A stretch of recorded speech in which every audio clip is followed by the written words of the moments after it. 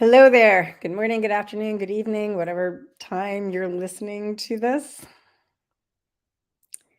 Welcome to this version of Zoetic Workshops.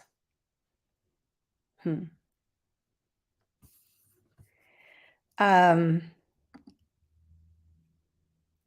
actually going to do a little plug for Zoetic Workshops, which is if you are willing to have a life in which you are genuinely happy in a state of peace and harmony, all the while being fully known as you catapult your life forward, fulfilling on your dreams, and you are willing to do the work that brings the spiritual into the practical inside a community of like-minded people, then classes at Zoetic Workshops is where you belong. Come find out how we can serve you to thrive. So that's Zoetic Workshops. And this iteration of Zoetic Workshops is living from the heart. Over the years, Zoetic Workshops has been in business for 22 years. I've had the humbling privilege, for which I'm extremely grateful, of having people who are all over the map in whatever condition they are in before they take the first class. Our classes are prerequisited. There are 5 courses in the curriculum. And to do the 5th course, you have to do the 4th one. To do the 4th one, you have to do the 3rd one, so forth. But it's actually even on our printed material that the prerequisite for the first level course is your life thus far. I mean, it's really genuinely a come as you are party. And as such, I will say that there are people who have been in all kinds of shapes and conditions, some on top of the world, some really floundering.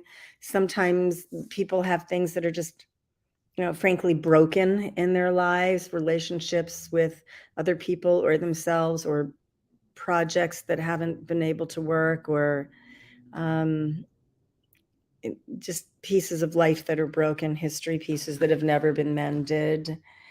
And sometimes people come in and it's like their life is basically okay. And even though there are parts of their lives where it's a little bit broken, they're actually really genuinely doing okay. And they are at peace with however it happened. And then there are people who come in and they are doing amazingly well, and they just know that they want to get from here to there, and they need a little something, something to catapult them forward faster and further. And then there are sometimes people who are genuinely just, I don't know how else to say this, but on the path. I mean, for real, they are. And they just believe that they can get something deeper and richer as a result of being in Zoetic Workshops, and they do. So people, our courses start at the age of 18 years old. Those are our youngest participants, so adults. The oldest has been 83. Actually had a couple of those. So anything in between. And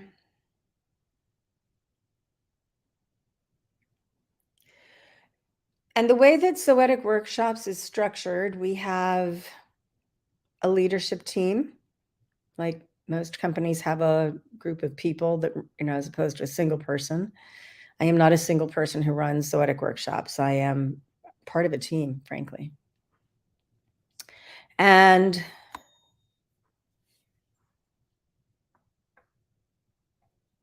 right now there are 14 people on the team. And I noticed that there was a pattern going on. And so last night, when we had our, by Zoom, team leader meeting, I addressed this. And we talked about it as a group at length, actually, for about almost an hour and a half. And this noticing is that we have people who either are depressed or can get there really quickly. Some people, it's situational. So what's happening in their life is they're depressed about that.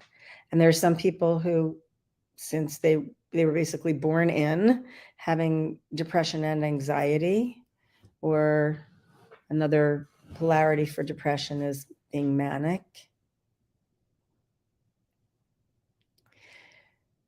And when it came to the numbers, it was really rather astonishing that we had, well, actually out of 14 people, basically a third. We had a third of our population, almost half. It's more than a third. Almost half of us had some version of depression. And the thing that I pointed out, amongst other things, is that this is true all over our culture. COVID has exacerbated this tremendously. Being in lockdown has exacerbated this tremendously.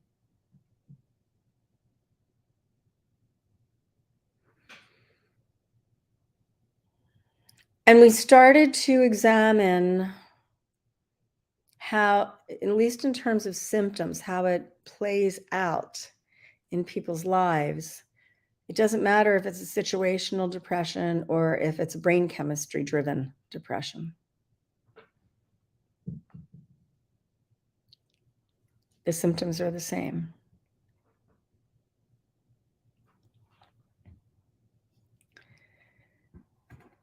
So, and then there are people who aren't. I'm in the category of not, but it doesn't make anybody better or worse.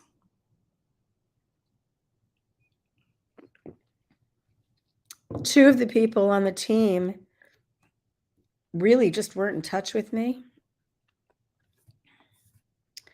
And I made the huge, grievous error of taking it personally.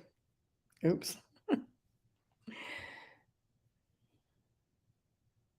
With one of them, I thought, she's ghosting me and she doesn't want to be part of Zoetic anymore. And that's where I went.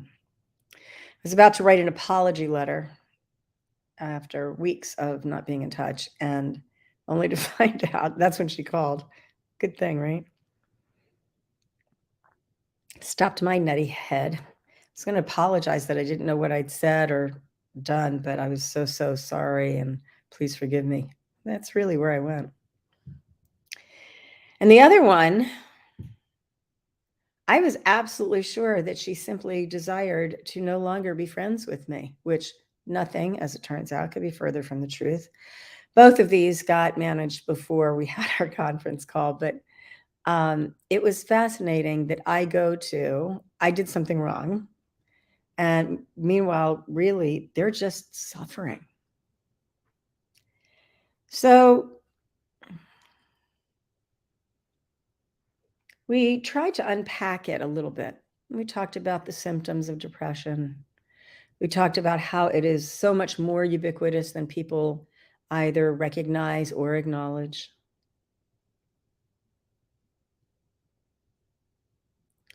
If you take our little microcosmic group and it's almost 50%, and then extrapolate that out to a whole culture or a whole community or a whole country or a whole world, we're dealing with about 50% of the human beings on our beloved planet Earth, that is rich with so much to give, are feeling some version of depression.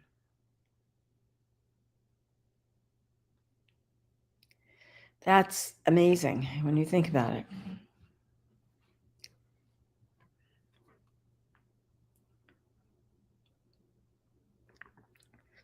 And while for some people who do not have depression, it could be easy to quip and say something like, well, I find that very depressing.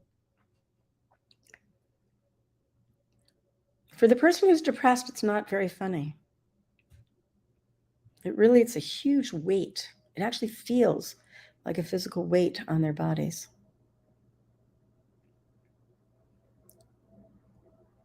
We now have comedians on stage who talk about their mental illnesses. It's interesting. And last night, we were talking about how it literally feels like it physically, like there is a weight on the body. And this morning, I got up too early to watch the eclipse.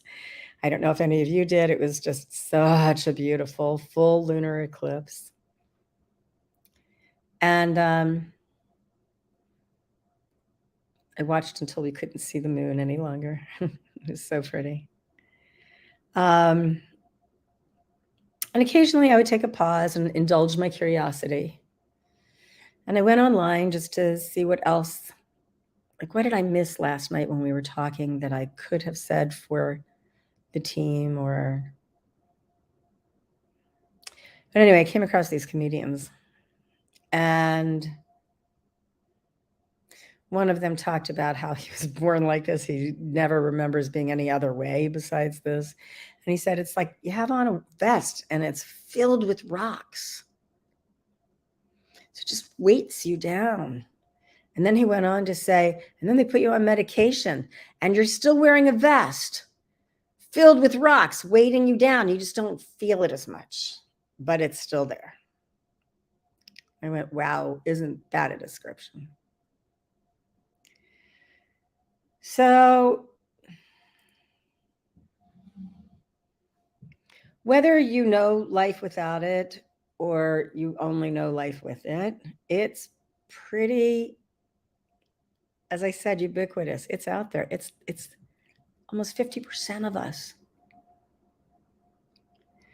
And when I look at that, I think, well, for those of us who are, I guess, just lucky enough not to have that going on in our lives, we have a heart to live with.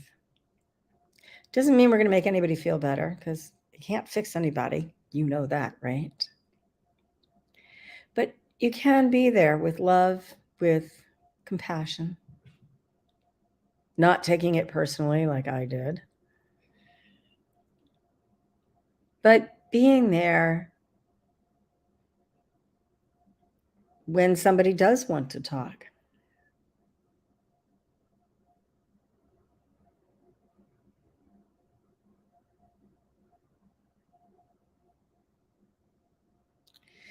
So as we continue to talk about this condition that our human culture is in,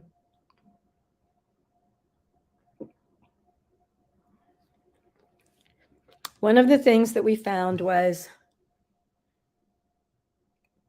of course, how difficult it is for somebody who's feeling depressed just to reach out and connect.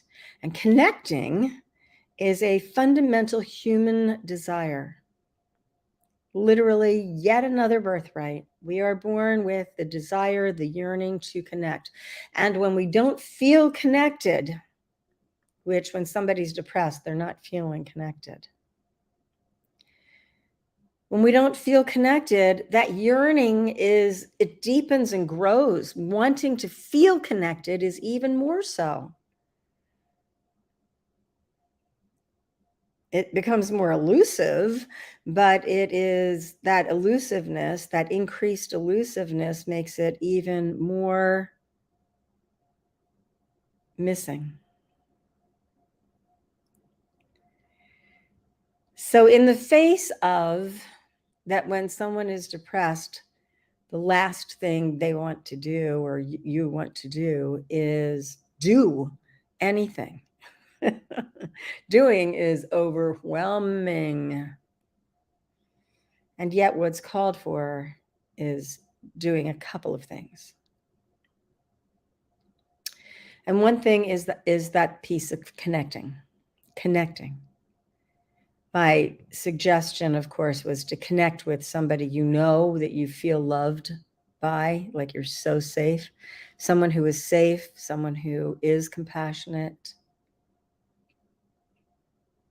somebody who hopefully has a gentle sense of humor,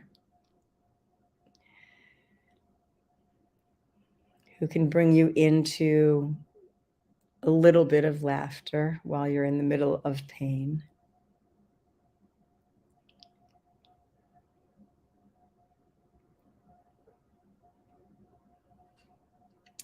Connecting comes from the heart. There is no place else where it exists. I know there are times when it's just so much fun to connect with somebody, like in a conversation where it is brain to brain, common interests, and that's not really from the heart, except it is. Because that connection is all about sharing passions, and passions are absolutely from the heart. And then it just becomes fun having my heart connect to your heart connect to my heart. It's a joy. It's a blast. It's wonderful. So even with not feeling connected, therein lies the task, which is to reach out and connect, which means going to your heart and feeling, with whom do I wish to connect?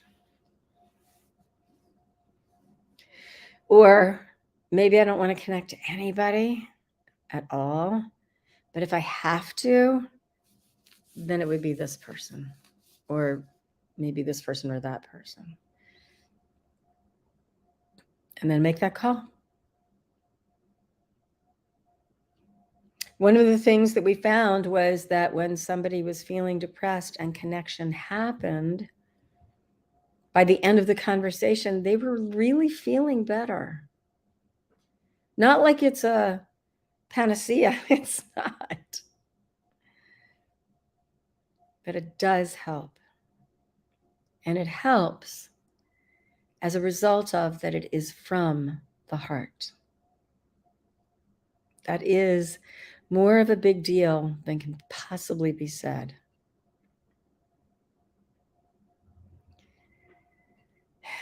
The other piece, main piece,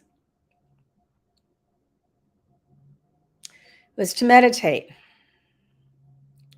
They have in, oh my goodness, so many studies proven that meditation can and does change your brain chemistry for the better. Meditation changes your brain chemistry.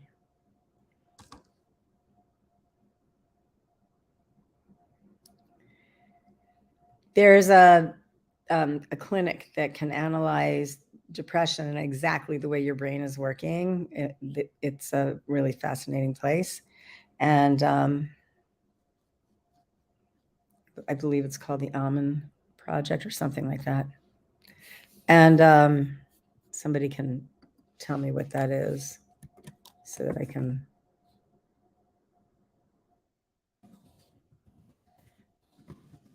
at least represent it, hopefully somewhat properly. I'm looking it up while I'm talking to you, and I'm not finding it. So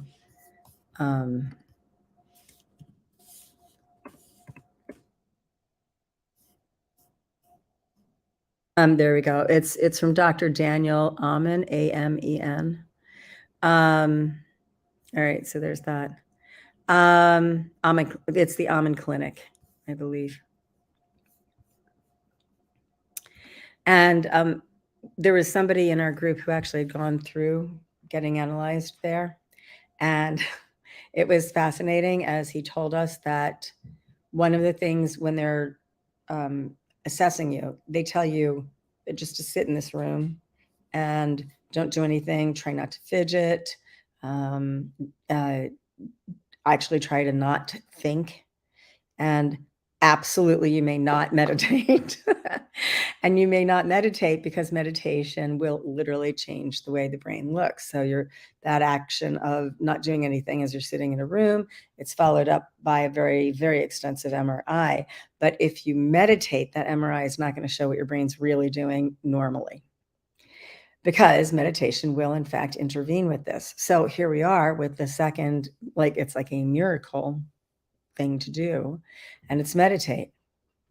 What we have found at Zoetic is that if you meditate once a day, you're left kind of hanging on by your thumbnails. If you meditate twice a day, it's substantially better, but it's still a little bit of just barely surviving, but at least surviving okay. And yet when you meditate 3 times a day, there is, and this is consistent with doing 20 minutes 3 times a day, that there's a normal up and down roll with emotions that happens with a normal, healthy brain and person, and that you're in that normal, healthy role when you're meditating 3 times a day. So 3 times a day, meditate, connect, meditate, connect, meditate. Both of these, when you look at them, really come from the heart. Here's the quirk side of it, of course. When somebody's in a depression, loving yourself is not exactly the place where you're currently landed. Quite the opposite. And yet both of those are actions of like a fulfillment of loving you. So this is, in fact, for everybody, whether or not you have depression, it's about living from the heart. I would ask you to ask yourself,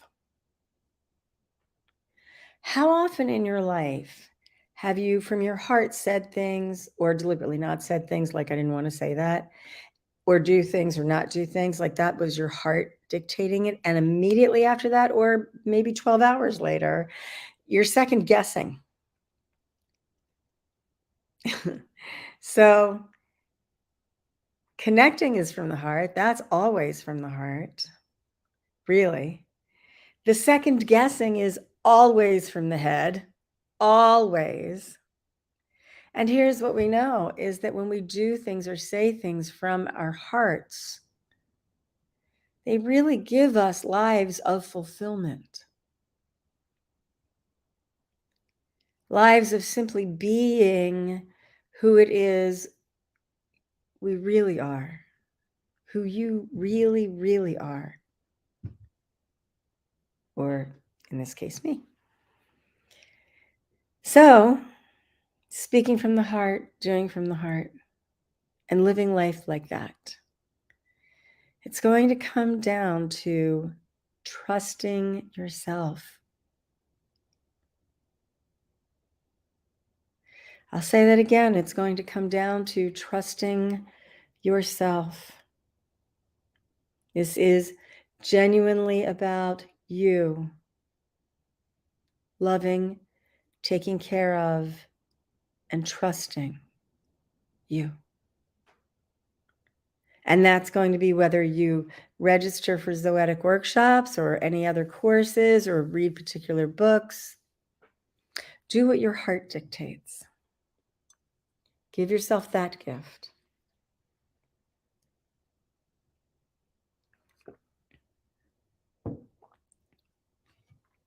Okay.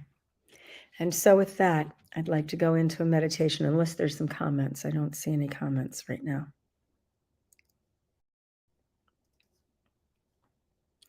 Unusual not to have a comment from Billy. All right.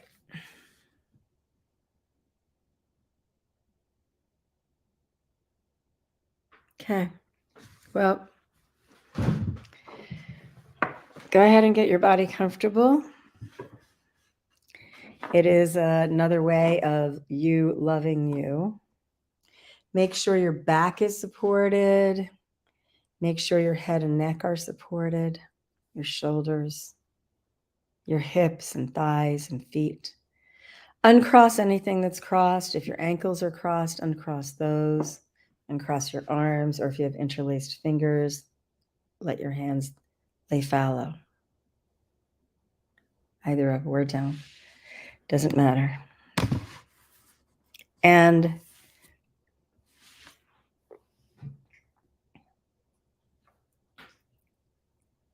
if you wear glasses, take them off. Close your eyes.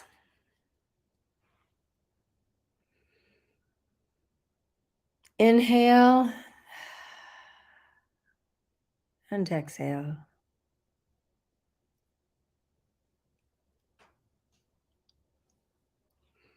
And as you inhale and exhale, just notice.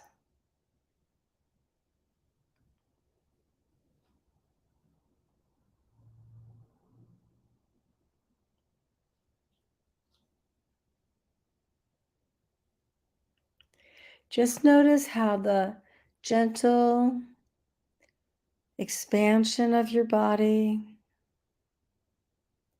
and contraction of your body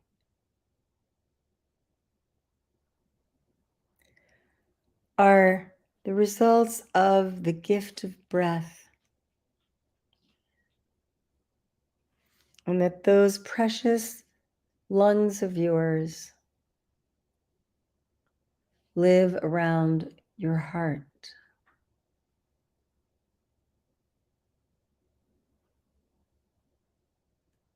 And just appreciate that you have breath coming in and going out. And notice that it is, in fact, around your heart center that that exquisite expansion and contraction happens.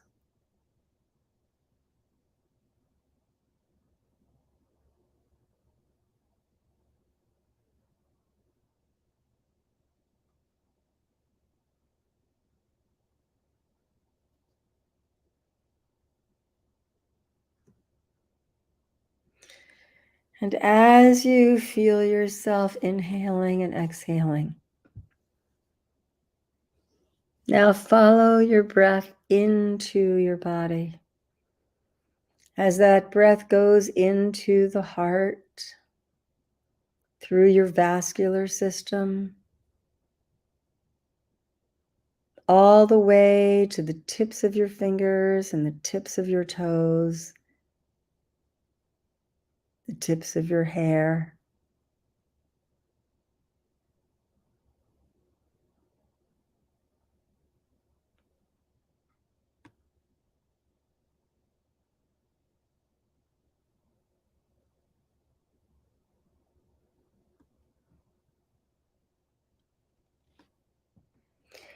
And bring yourself deeper into you.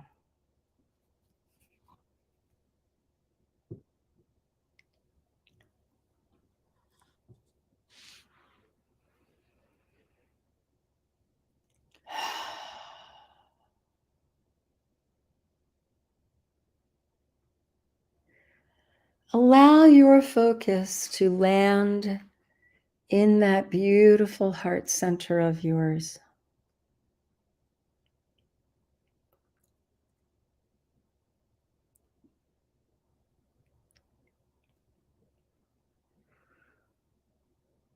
Think about different projects in your life, some personal,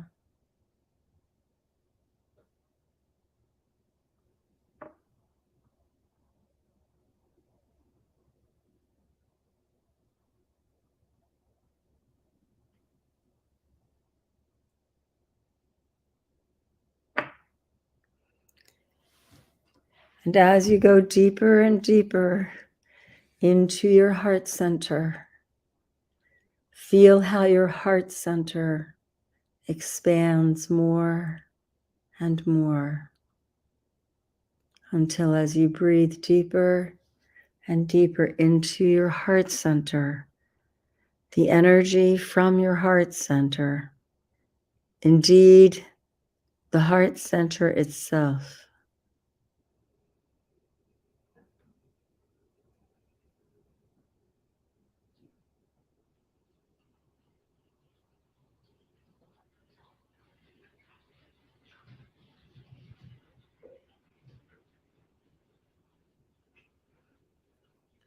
Notice the expansion and the contraction within your own body, and continue to go deeper from your heart to your heart.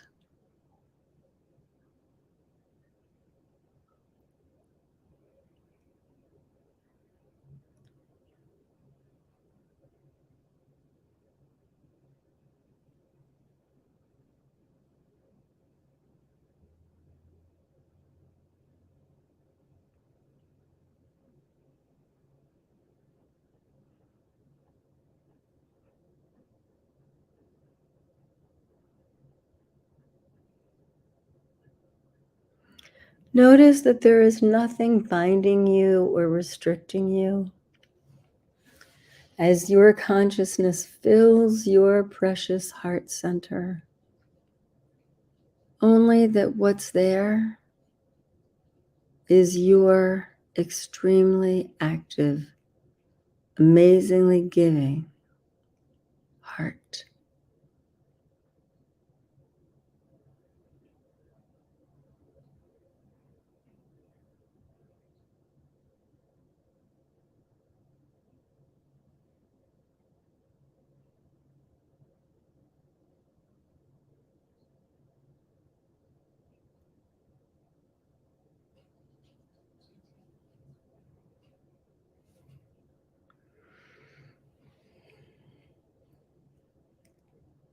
Identify within your own self.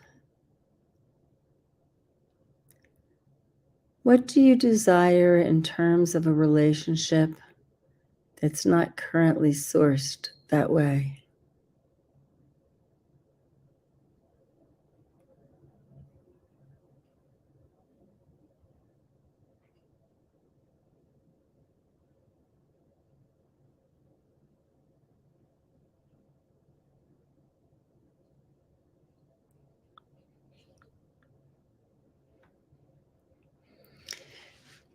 Leave no detail out, knowing what you truly desire, which is heart energy. Just define it for you.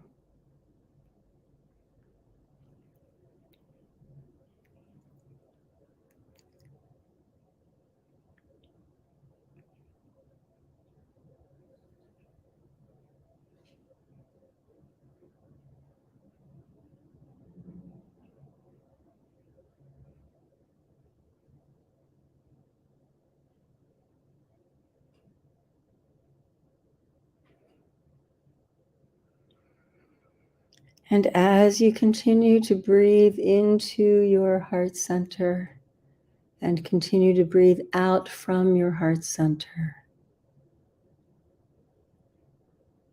notice if there is anything at all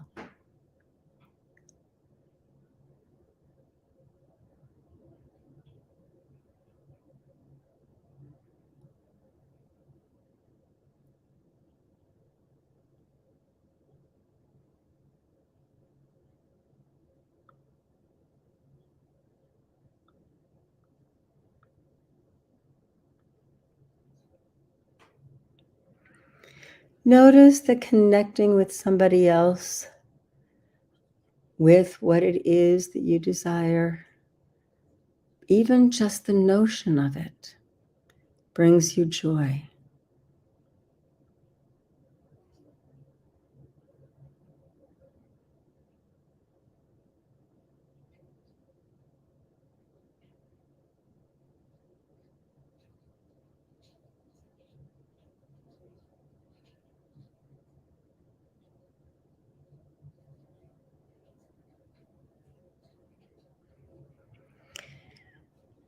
Allow yourself to expand further and further on your exhales, forward, behind you, all sides, even going through a rectangle.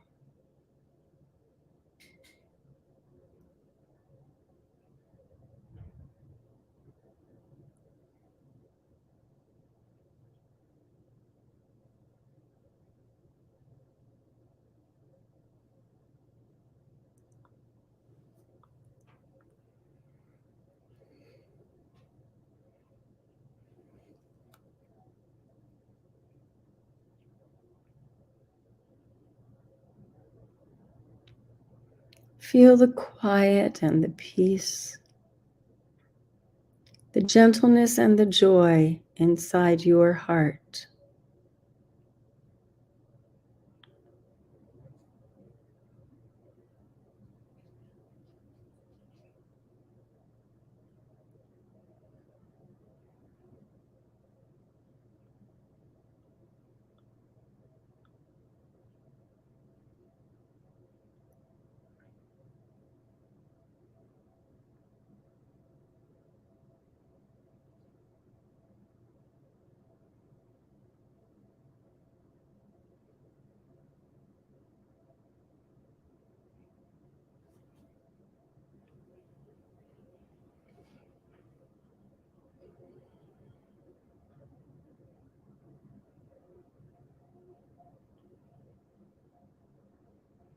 Notice that even in your meditation, when you reach out with your heart, what you are met with is heart.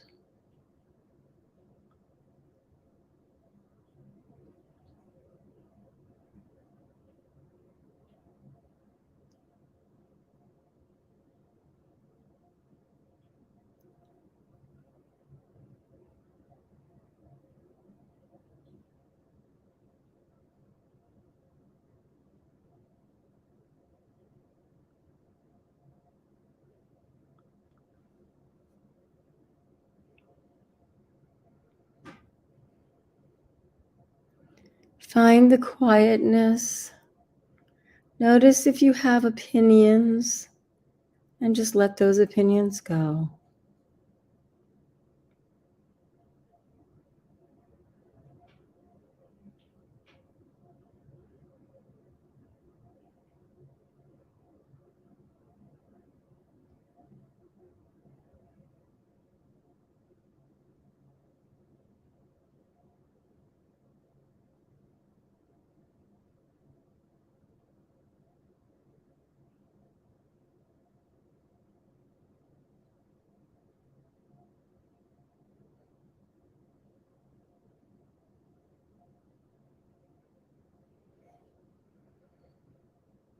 Find that your heart is softening as its native yearning is being heard.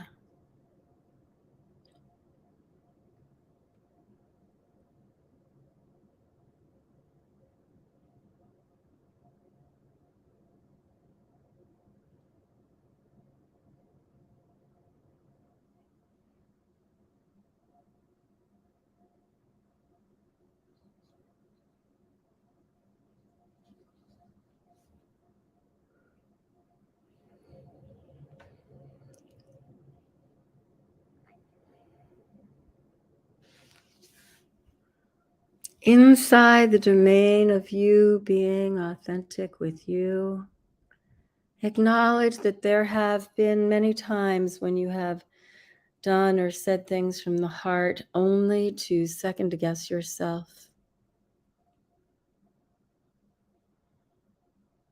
and vow to return to the heart always.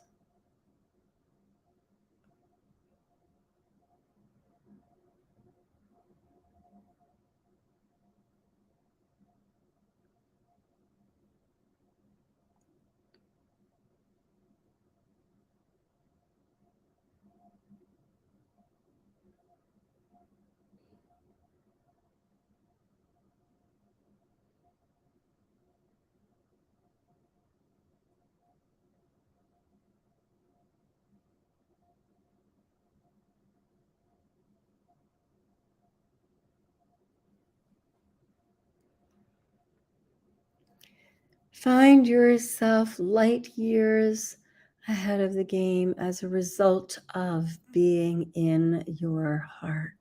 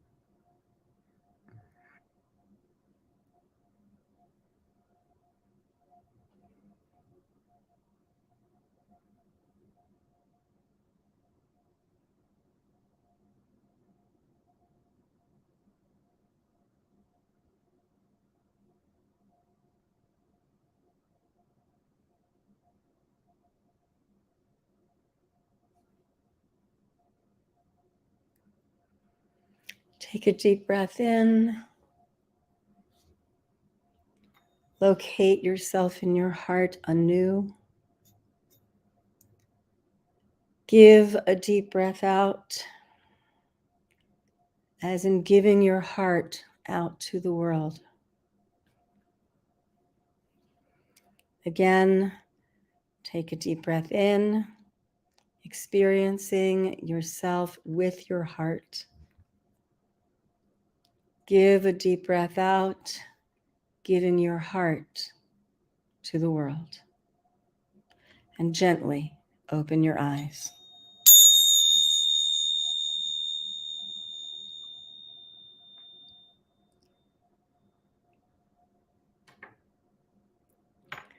Take any comments if there are any. If you wish to contact us for getting into our courses, then Bill says, wonderful. It's like a little stoned. Go ahead and call. The phone number is 443-609-1111. We are coming into holiday specials you might want to make use of, saving some money in doing our classes. And or you can just write to info@zoeticworkshops.com. There you go, Bill, right on the money there. So register now, call. There's no, actually, you'd have to interface with a person, but to register. But we would love with our whole hearts to have you be with us. Have an absolutely beautiful, heart-centered day, and know that I love you. Bye for now.